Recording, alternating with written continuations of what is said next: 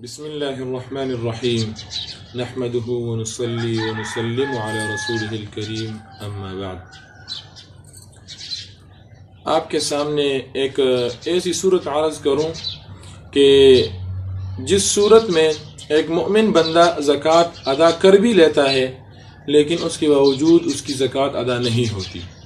وہ اسی نیت سے اور مکمل پیسے زکوٰۃ ادا کر لیتا ہے لیکن اس کی زکوٰۃ ادا نہیں ہوتی۔ حیرانگی تو ہوگی، لیکن اس بات کو، اس صورت کو سمجھنے سے پہلے آپ زکوٰۃ کی تعریف سمجھ لیجئے گا، تعریف جان لیجئے گا۔ زکوٰۃ کی لغوی تعریف یعنی اس کا لفظ زکوٰۃ کا جو معنی ہے لغوی اعتبار سے 3 معانی کے لیے استعمال ہوا ہے۔ سب سے پہلے برکت، تو برکت اس لحاظ سے کہ جب ایک مؤمن بندہ زکوٰۃ ادا کر لیتا ہے تو بقیہ جو مال بچ جاتا ہے اللہ رب العزت اس مال میں اس بندے کے لیے برکت عطا فرما دیتے ہیں۔ اور زکوٰۃ کا لغوی دوسرا معنی بڑھوتری ہے۔ تو جب ایک مؤمن بندہ زکوٰۃ ادا کر لیتا ہے تو بظاہر تو اس کو یہ مال کم ہوتا ہوا نظر آتا ہے، لیکن نبی کریم صلی اللہ علیہ وسلم کا فرمان ہے کہ یہ مال کم نہیں ہوگا بلکہ یہ زیادہ ہوگا۔ اسی طرح تیسرا معنی ہے زکوٰۃ کا پاکیزگی، پاک ہونا، طہارت۔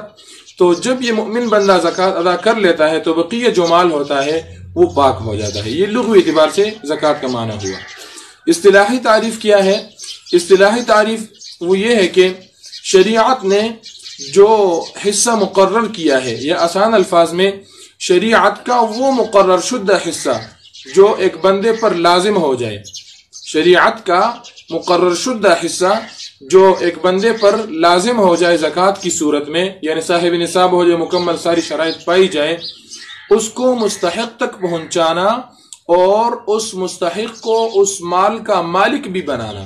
یہ خاص طور سے یہ 7 شرط ہے کہ صرف پہنچانا نہیں ہے بلکہ اس مال کا اس مستحق کو یعنی جس کو آپ دے رہے ہیں، جس غریب کو آپ دے رہے ہیں، تو اس مال کا اس کو مالک بھی بنانا ہے۔ یہ خاص طور پر 7 شرط ہے۔ تو اسی شرط کی فقدان کی بنا پر ہمارے کچھ مسلمان بھائی زکوٰۃ ادا کر بھی لیتے ہیں لیکن ان کا زکوٰۃ ادا نہیں ہو چکا ہوتا۔ اور اس کی صورت کیا ہے؟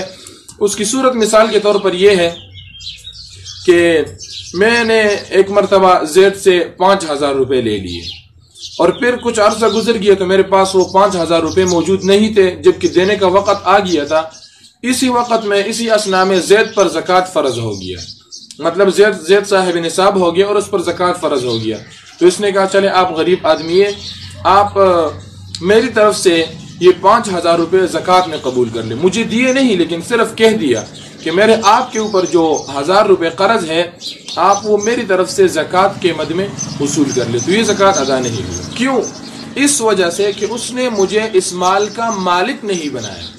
مالک بنانے کا مطلب یہ کہ مجھے قبضہ نہیں دیا، اس نے مجھے قبضہ دیتے پہلے، پھر اس میں میں اپنی مرضی سے جو چاہے منفعت حاصل کرتا، جہاں چاہے میں لگاتا، تب جا کر میں واپس یہی پیسے زید کو لوٹاتا، تو تب جا کر زکوٰۃ ادا ہو جاتی۔ تو جو خاص یہ صورت بن جاتی ہے کہ زکوٰۃ ادا نہیں ہوتی وہ اسی وجہ سے کہ جو زکوٰۃ کی تعریف میں نے آپ لوگوں کو بتائی کہ شریعت کا مقرر شدہ حصہ مستحق تک پہنچانا اور اس کو اس کا مالک بھی بنانا۔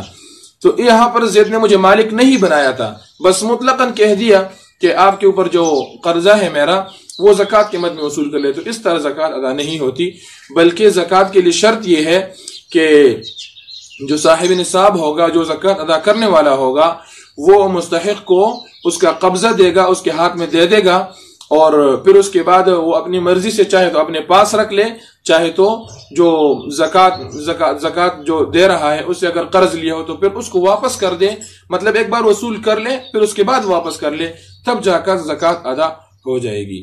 اللہ ہم سب کو دین کی صحیح سمجھ عطا فرمائے اور دین پر عمل کرنے کی توفیق عطا فرمائے۔ وآخر دعوانا